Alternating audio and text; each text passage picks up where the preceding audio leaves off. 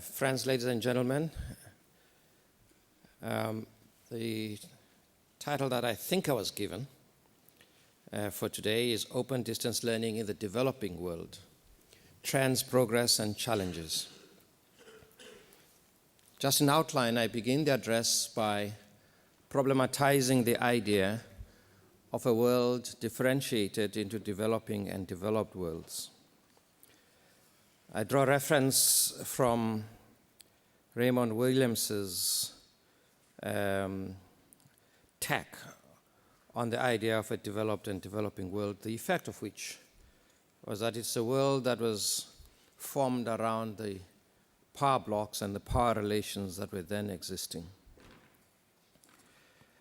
And then the first part of the address is looking at the context of higher education in the world in which we live in, and making special reference in particular about the challenges of higher education in a world in recession.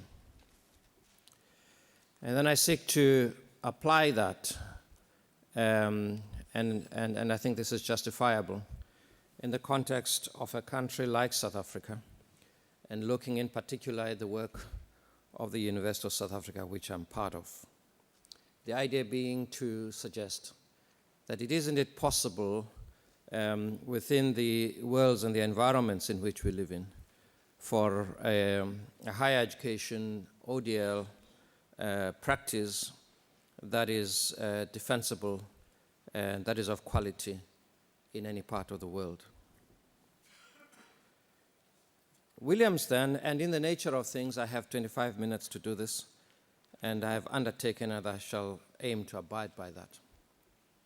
I shall therefore be spending more time on the first part of the address, and I'm also assured that the text of this paper will be available to everybody, so I shall not seek to present this paper in totality.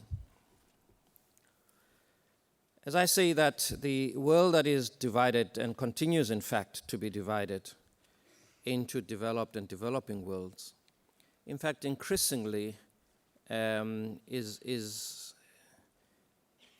not reflective of the fact that there is such a movement between developed and developing, and that no world is in fact a complete undifferentiated mess, but that there are everywhere variations and measures of progress with senses of identity and historical consciousness.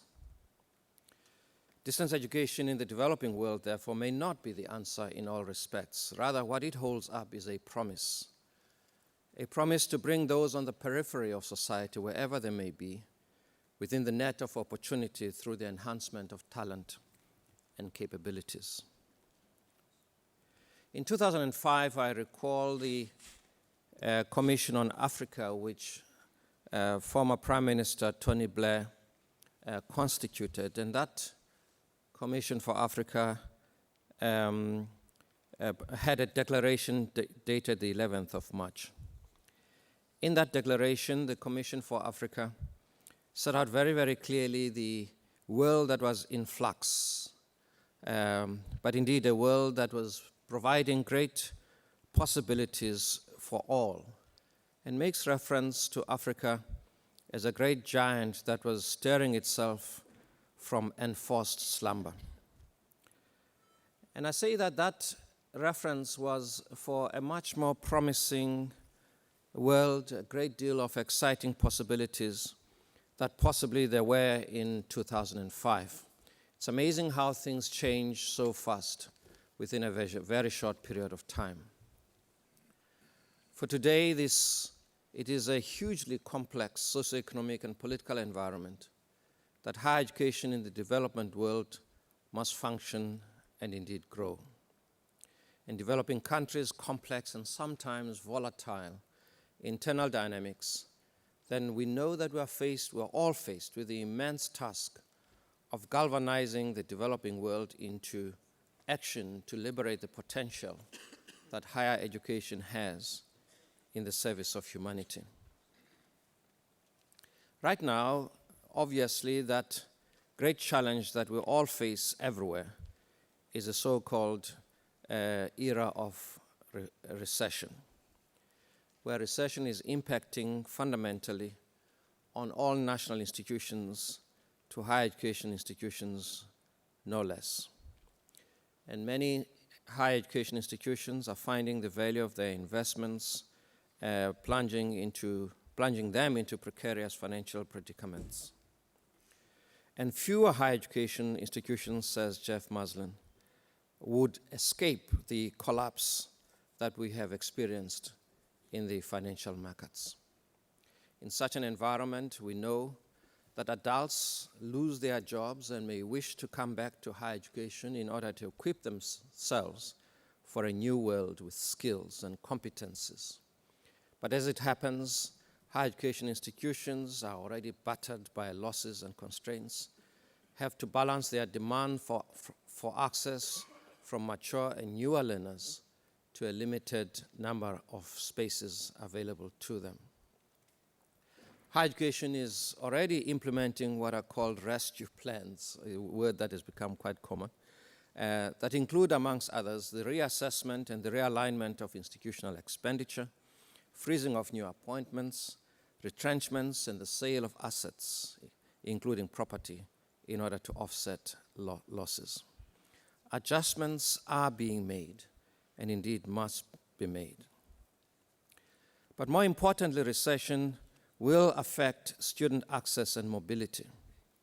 And one can only speculate about how the massive retrenchments and layoffs that we have seen will change the picture, not only in terms of the overall impact on the number of students able to access higher education, but also the outward mobility of students and the financial losses that they have suffered.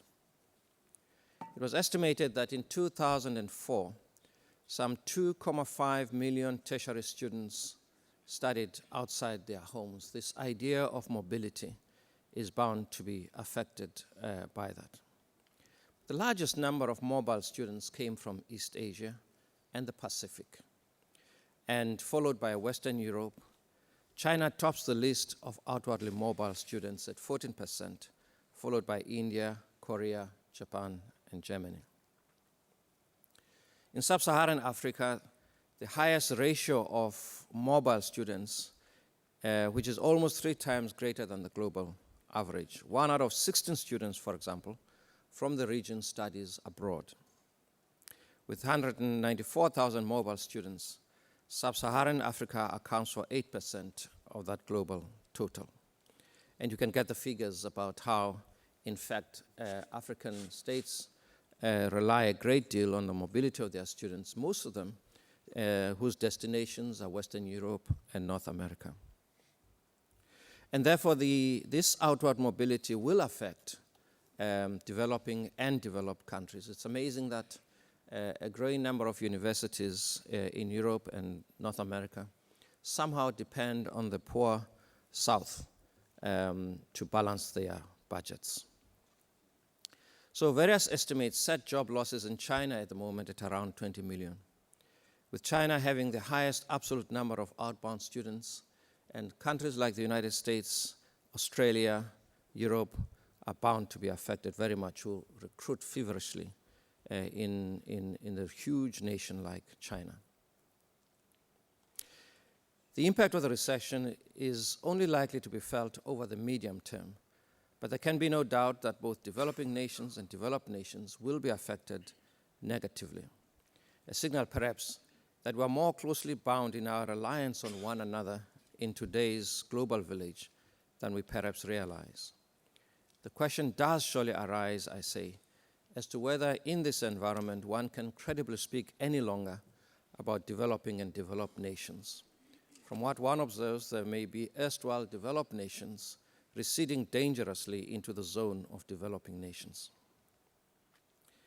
If we look, therefore, more closely at higher education in Africa, we therefore can see how much the global recession is bound to affect higher education in the continent.